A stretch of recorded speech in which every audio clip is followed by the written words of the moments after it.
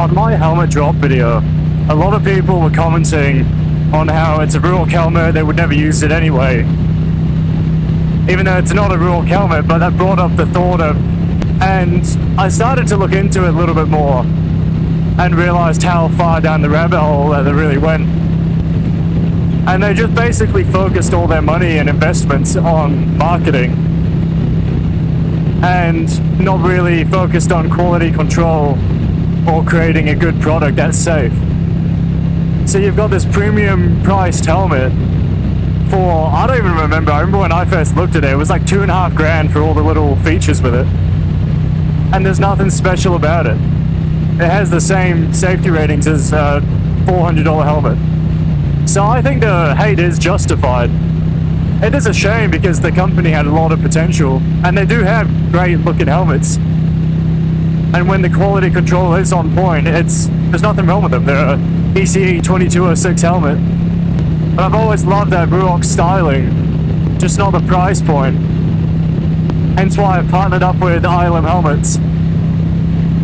They're producing the same standard ECE 2206, but there's no ridiculous price point. And the quality control is good. Like, I'm going to be the first person to start judging when something's not done properly. And when I tell you I got this helmet, I ripped it apart. I checked absolutely everything I could, all the stitching, all the linings, and I didn't see any issues with it, which was quite good. I'm pretty impressed. This is my first time recording on the DJI Mic 3s that are connected to the Action 6 camera. You can tell I'm a little bit of a DJI slut. I've currently got one in my helmet near my mouth and another one in my leg bag, just to try and get the different sounds and see how it comes across. I haven't played with the settings too much, but I just have noise cancelling on the microphone and the helmet. So I'm hoping that I can isolate the voice better, but also still have that external sound without the wind effect. I get the feeling that the one on my leg bag is going to be struggling right now without the noise cancelling. But these are recording in 32-bit float on the device as well as the camera, hopefully, fingers crossed. So I can extract that audio and play around with it afterward if needed. Yeah, I'm hoping to start getting into some more long format type content, a little bit more talking based videos. A lot of my followers that I've met have said they've got into riding because of me and learn all the things about the safety and the gear because of the videos that I've made, which is pretty heartwarming. Like, I didn't realize the impact I was having by just saying the things that I knew. Knowledge is free and knowledge is power, so I'm more than happy to try and teach anything I can. I'm also wary though to try and stay in my lane on topics that I'm not 100% confident in discussing. I don't want to be giving out bad safety advice on something I don't actually know that well. Like, a good example is the type of sponsors that I've had. So I try to stick to the motorcycle related sponsoring, like Moto Mounts and ILM company, probably the two main guys I've worked with, and they're both great companies, great products. And when it comes to safety, I definitely looked into ILM before I started showing off their products. But I've had a good crash in one of the helmets now, and I had no issues with that. It saved my ass big time. So there's only one better way to inspect products is to actually test them out. So I can confirm they are good. A lot of people have also been asking me why I bought a V2 Ducati after getting the R1. And partly it was a little bit because, although I didn't crash directly just because of my speed, because I'm normally going much quicker than I was, it still opened up the door to be going that quick, and I kind of just got lucky. Like, don't get me wrong, the V2 is pretty much just as quick. Like, 0 to 100, it's pretty much spot on with the R1. It's still nearly a liter bike, you know, with two pistons. But it's just a little bit more refined down low for that low end power. The R1 was all high up, so you'd have to be going 150 to start feeling that power band. But at least with the V2, I can just open it up down below, and that's where I'm getting the fun. And that's where most of the fun is, around that 0 to 100k mark, especially through the hills. So yeah, I'm very happy with the V2 purchase. And it's a lot lighter, and it's a brand new model, you know, this was 2023, so it's got all the state-of-the-art tech in it as well. The R1 was 2016, so it didn't have bi-directional quick shifters like this one does. I am looking at, I say upgrading, it's sort of upgrading. People will judge me, but the CF Moto V4, I can't remember the name of it, it's like the SRRSRSR. It's got a massive name. But yeah, the CF Moto V4. The prototype looked absolutely insane. And apparently the pricing point is going to be around that 32 grand, maybe a little bit higher for the base model, which is very impressive for a V4. And based on the quality of CF Moto bikes lately, they've definitely stepped their game up. I mean, look at KTM for an example. They were one of the top brands, and they liquidated themselves because they didn't listen to the problems they were having and just neglected it with the engines. CF Moto had the same engines, but they fixed those problems before they send the bikes away. So I think that's a good sign that they're doing the right thing and they know reputation is on the line. They're also bringing back a lot of bikes that other companies aren't willing to do. Like bringing in an inline 4 bike like the Boom is ballsy, because not everyone wants an inline 4 bike and they're not that practical for street use. Like, you know, you're not getting any decent power until a high RPM range. But there's definitely a market for that kind of bike. And bringing out the V4 is just going to be insane. I think it was estimated to push around 210 horsepower at the crank, probably. And it's going to weigh around that 200 kilo mark, if I'm not mistaken.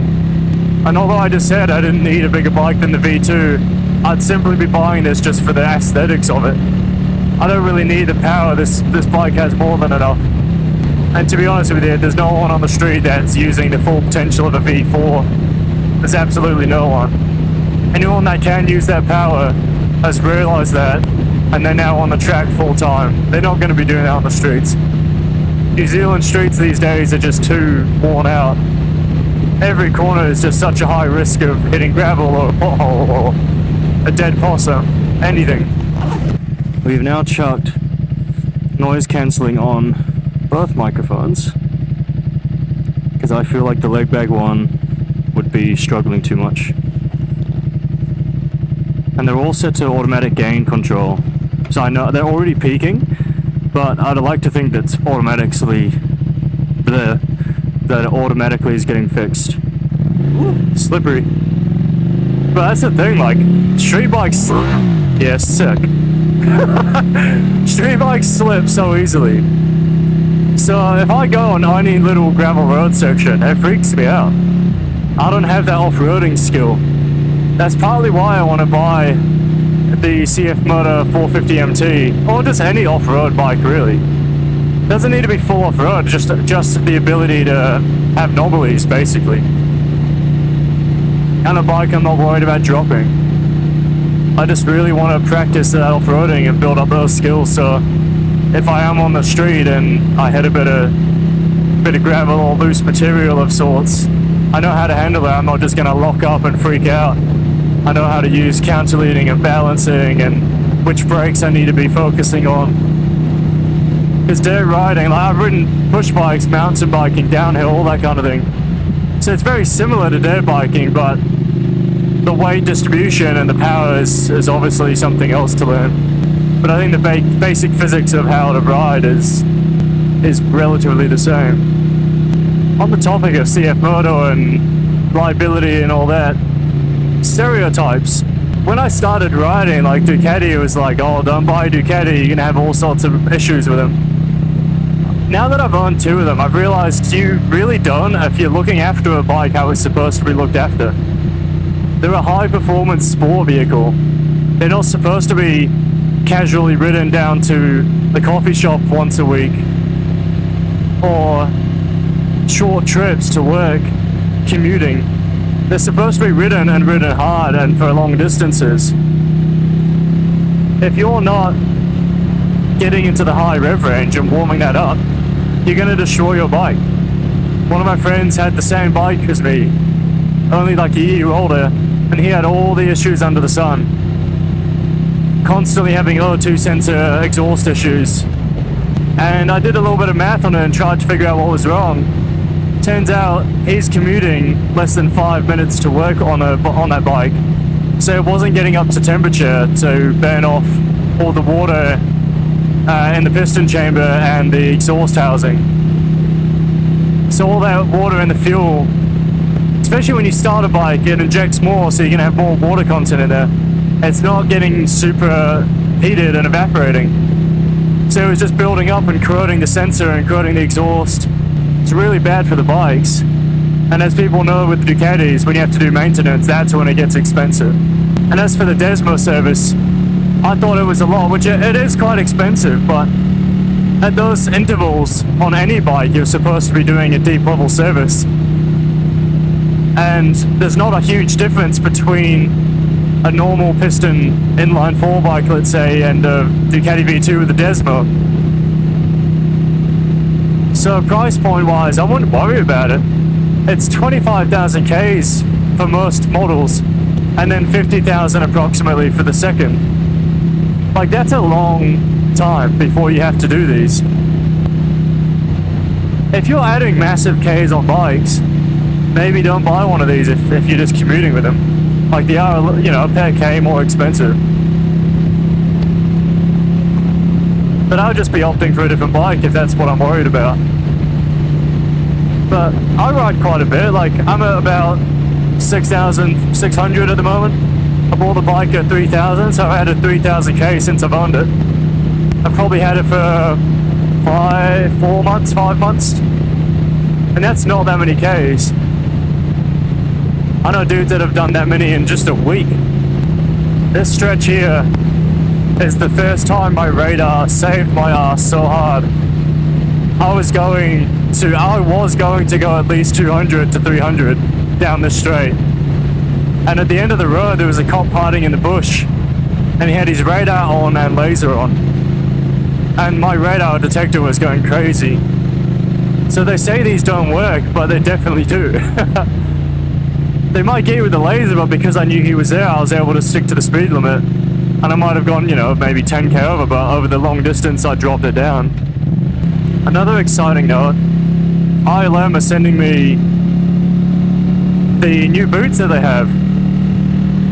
And it was a hard choice between the black and white or the pure white, because the black and white is more fitting and casual and a little bit less showy, but I figured I'd fuck it, go for the pure white. Might as well show off some flash boots. And the reason I'm excited to try them is because they have the same safety rating as the ones I'm currently wearing, which retail for about $900 if not more.